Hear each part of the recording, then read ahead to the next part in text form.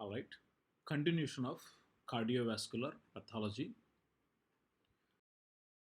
followed by congenital cardiac diseases. The next disease is valvular heart disease. Valvular heart diseases can be seen in two different forms. They can be seen either in the form of a stenosis or in the form of insufficiency. Stenosis means failure of a valve to open completely.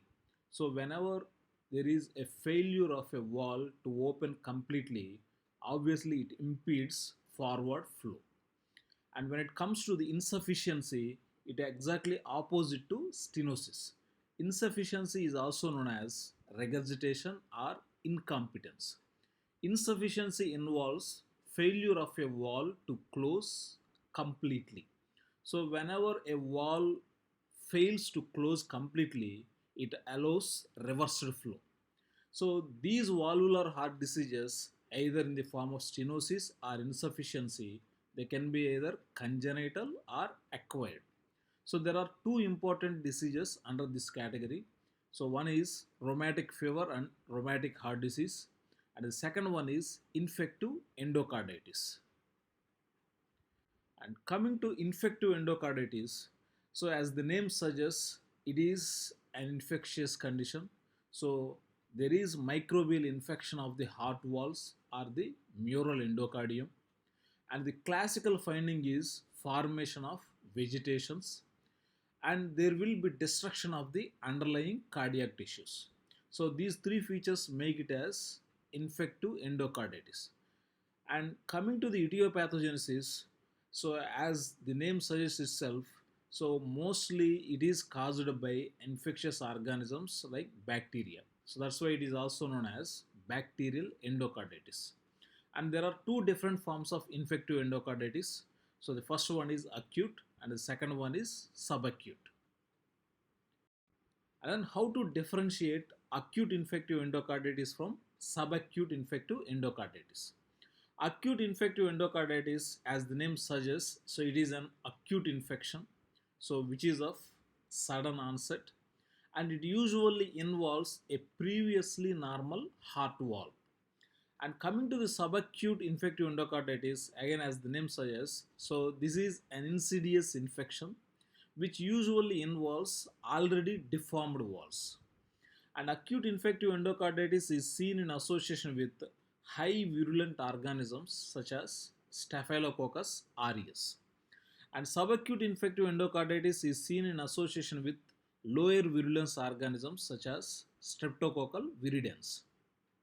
An acute infective endocarditis, which is caused by high virulent organisms, it usually presents as destructive and necrotizing lesions. And subacute infective endocarditis, which is caused by lower virulent organisms, is usually less destructive in nature. And acute infective endocarditis, usually antibiotic treatment is not sufficient. So patients may have to go for surgical management, and sometimes patients may even die. And subacute infective endocarditis, antibiotic treatment would be sufficient and lesions may eventually heal.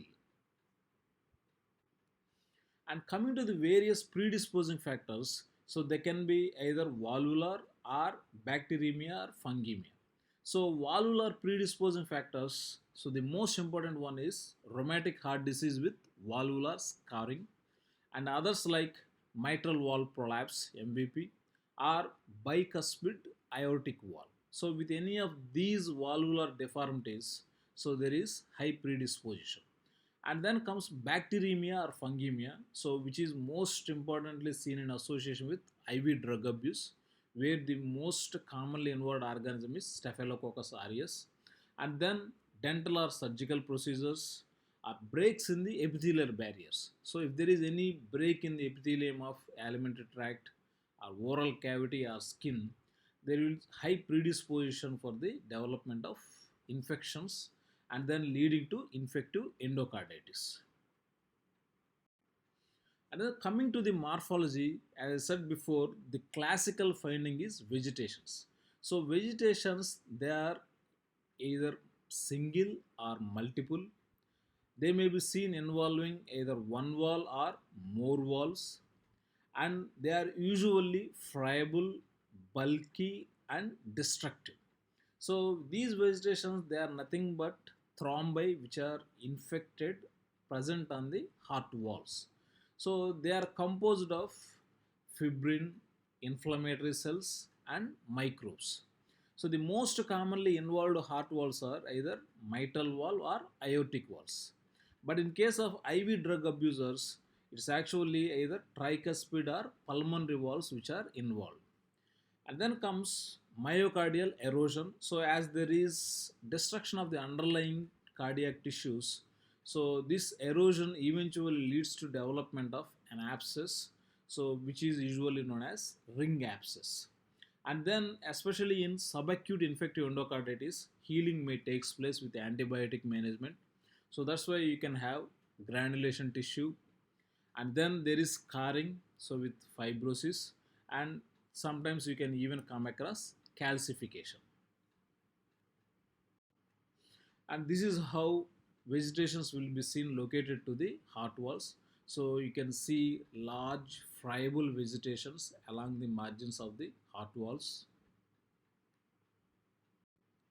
Then coming to the clinical picture, so the most consistent finding is fever. And then fever may be associated with chills, weakness, fatigue, loss of weight, and there may be a flu-like syndrome. And then coming to the specific manifestations, in 90% of the patients there are murmurs, so abnormal heart sounds can be heard, and there are splinter or sublingual hemorrhages. So you can see hemorrhages under the nail bed, and there are Janeway lesions.